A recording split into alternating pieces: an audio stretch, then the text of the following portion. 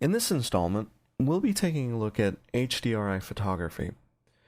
High dynamic range images are gathered by taking multiple exposures of the same subject, usually using a tripod, and typically using a very short fisheye lens to capture a large, wide angle of view.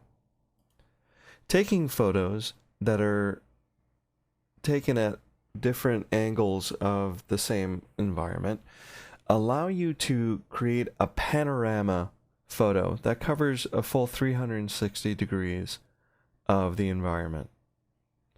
When taking these panoramic photos, using multiple exposures allows you to bring these items into mental ray, into Maya, and use them as an HDRI photo. Loading these images into an HDR panoramic image editor, such as the very powerful and my personal favorite v2b, allows you to stitch the photos that you've taken together into a panorama, but also to create an HDR file itself.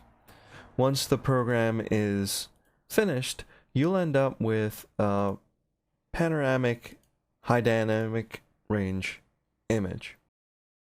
This image essentially has a very wide range of information, from the very darks to the very brights.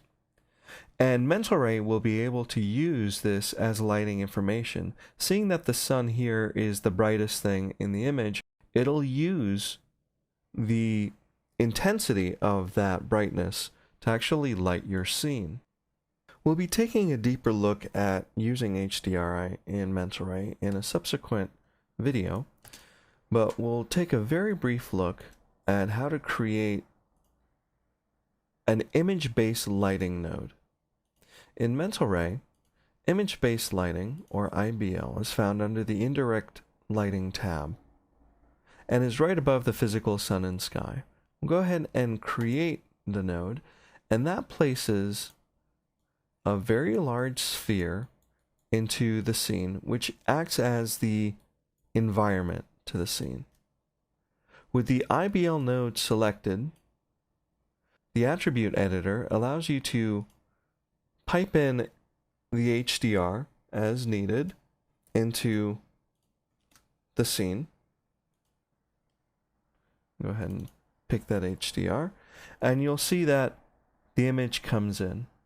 And again, the high dynamic range of the image, which was compiled with v2b, allows mental ray to see that the sun is a bright spot in the environment, and to use that with final gather or global illumination as a light source.